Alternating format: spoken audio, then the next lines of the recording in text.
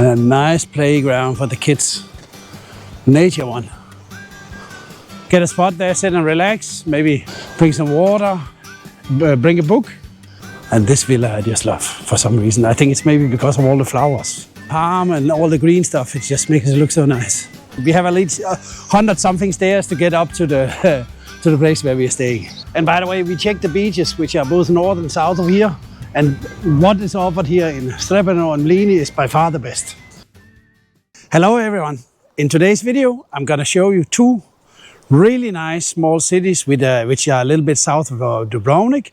The first one is called Srebreno and the other one is called Mlini. And what I'm gonna do is basically take a walk along the track which leads along the coast to give you an idea how these two nice places look like.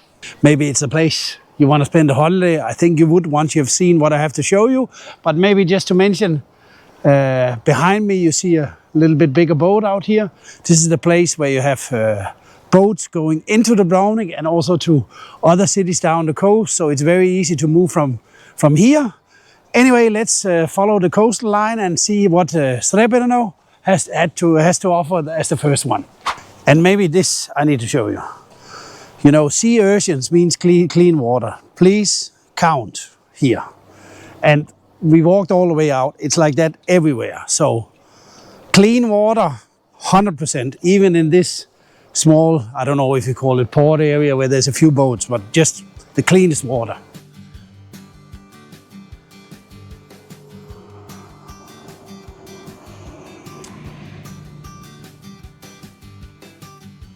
And in the old days, Srebreno is not so old, maybe 500 years back. The richer people from Dubrovnik, that used to be one of their preferred spots to go.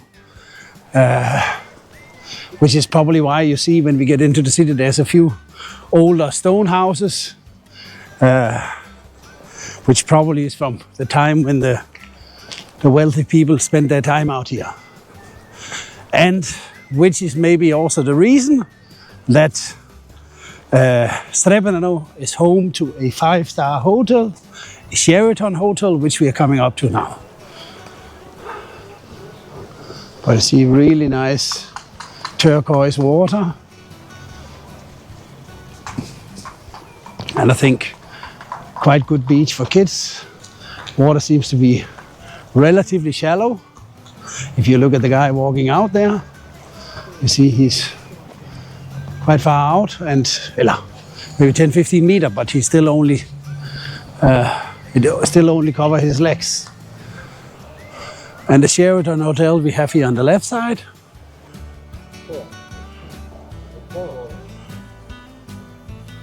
And we are now, maybe I forgot to mention that at the beginning, but we are basically maybe 10 kilometers south of Dubrovnik, so easy peasy to get into Dubrovnik. As I said, with boat, but you also have buses here, and of course, Uber should not be a problem. Nice restaurant, Longomara.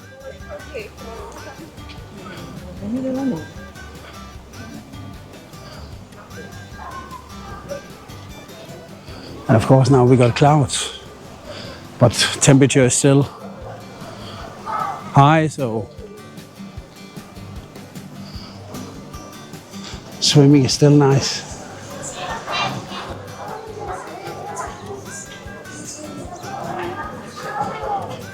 And as you see, hanging out just next to the sea is also an option here, having a drink, having a coffee, lunch.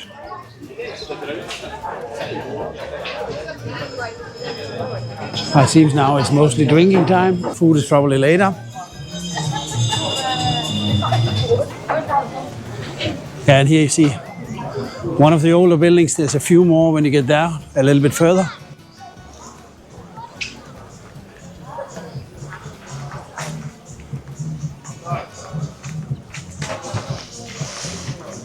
But I think this is a great place if you, especially if your kids, it kind of has that vibe. Something in direction, you know, the feel, the vibe is kind of the direction Makarska, I would say. And now the beach changed from pebble to a little bit, you know, bigger stones. Probably this is not the hotel area anymore. Anyway, you can use whatever beach you want. And here we have a lady, what's it called, supka, traditional clothes, or from a woman working hard in those days. And a small church, and in there's a really nice villa. But door's closed, so I can't show you. And like in Dubrovnik, kayaks also here for rent. And I think this is kind of a, what do you call it, beach club? Breno.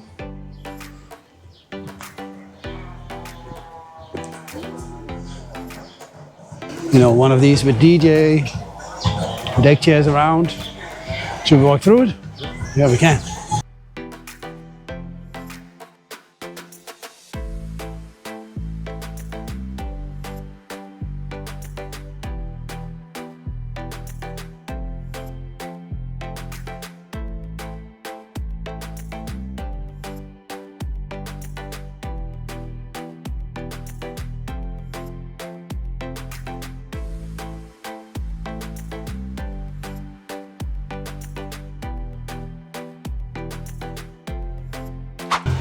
No, and the cool part, then you have this shaded walking way, so you just continue and automatically you walk into the next village, Mlini. And more or less all the way beach.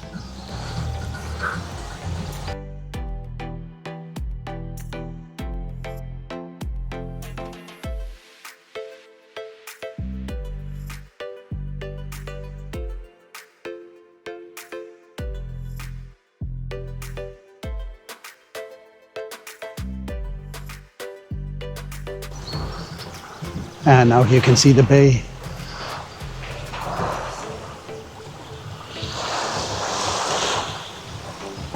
Inviting, no jumping.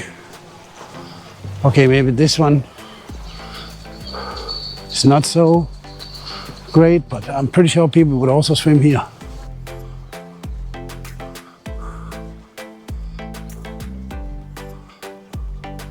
They have a massage table there.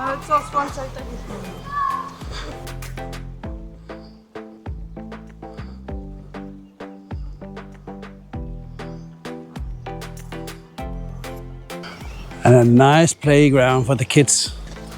Nature one.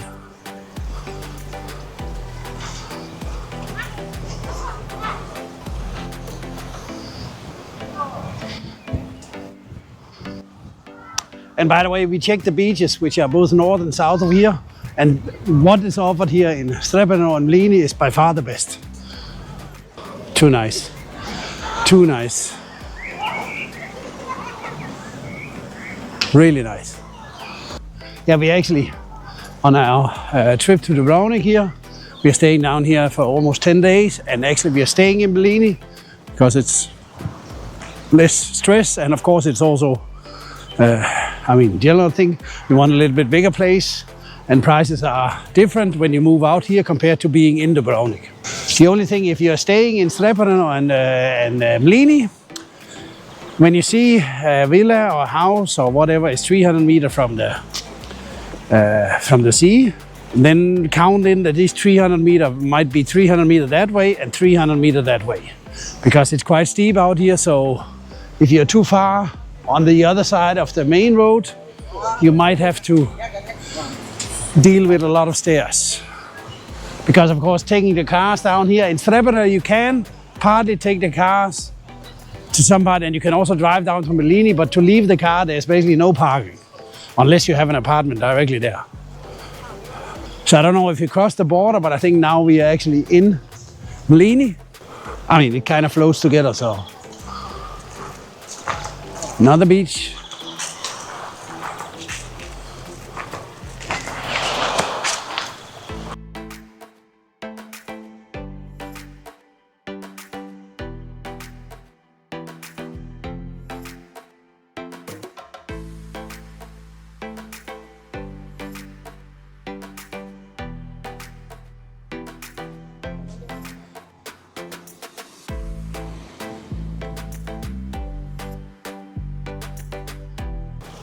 They like this with benches with a view. Yeah, no, I think it's a great thing, you know. Get a spot there, sit and relax, maybe, you know, bring some water, bring a book, sit and relax there. No, I think it's awesome. So on here we have the first beach in Mlini. Again pebble, rocks when you get out, but water looks just like it's supposed to. Fantastic house here.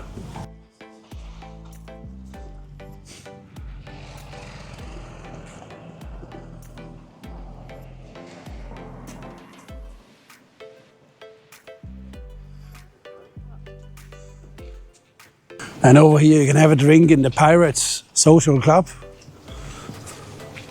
which I think is also located in a top spot. I mean, look, terrace. Yeah.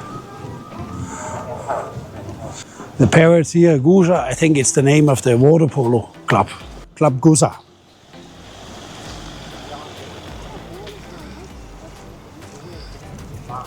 And Mlini we are gonna visit, we are walking in now, is much more older. It dates back to Roman times. And Mlini basically got big or was important due to the river which flows out here. 500 years back, 600 years back or further. Mlini was supplying, because there's so much fresh water from the river and stuff and springs out here, it was actually supplying water to Dubrovnik because they didn't have enough water. So they would sail it in with ships from out here. But also in the later period, when there was a dozen or more mills operating here, they would grain corn and press olive oil. You would even have grains. I thought it cannot be true, but it is actually confirmed. You would even have grains coming with ships from Ukraine to be milled here. So we are later going to end up where we're going to see the last historical mill, which exists today. But you kind of, I hope the footage is going to give you the vibe, you know, what you call tranquil place. Villa New York. And you have this mix, old and new. Restaurants. Sit out here next to the small port.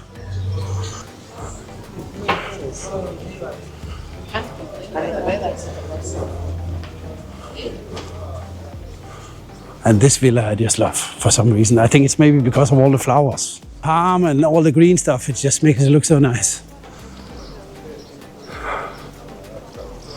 Yeah, and actually, I forgot to tell you, when we passed the port, it's at the end of the port out here.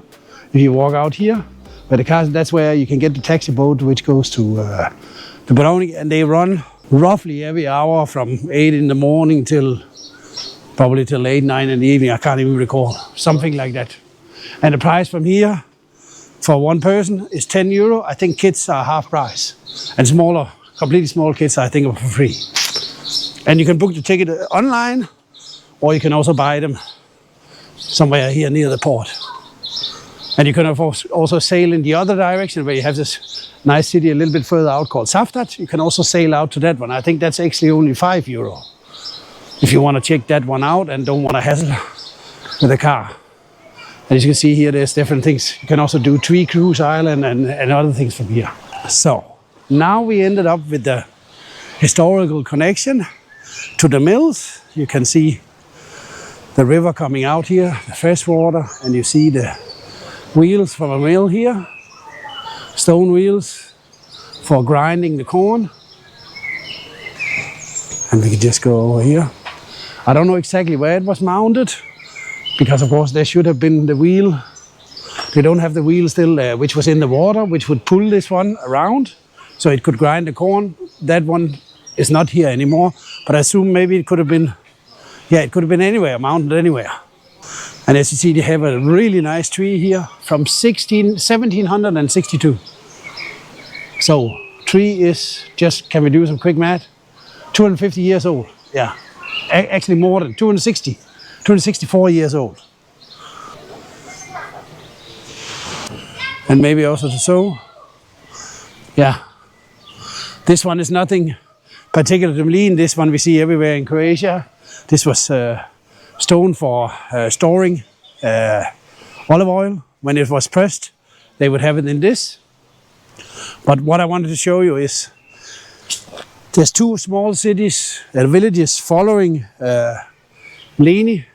As you can see here, there's 1,500 meters. You can hike to a city called, a village called Solina, and 3 kilometers you can hike to another one, Plat. Those two are not as nice as this, but still, you know, if you like hiking, be my guest, go for a walk out there.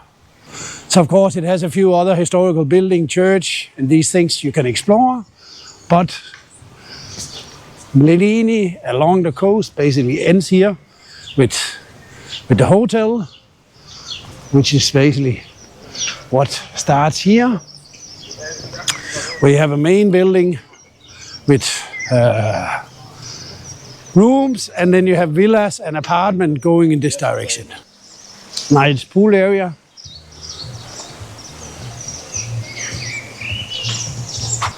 So this was basically, you see we have Dubrovnik in here, and when you come out you have different villages which are on this side, which does not have any beaches. You have Sebastian, which is a great place if you want to do some larger shopping, if you want to cook at home.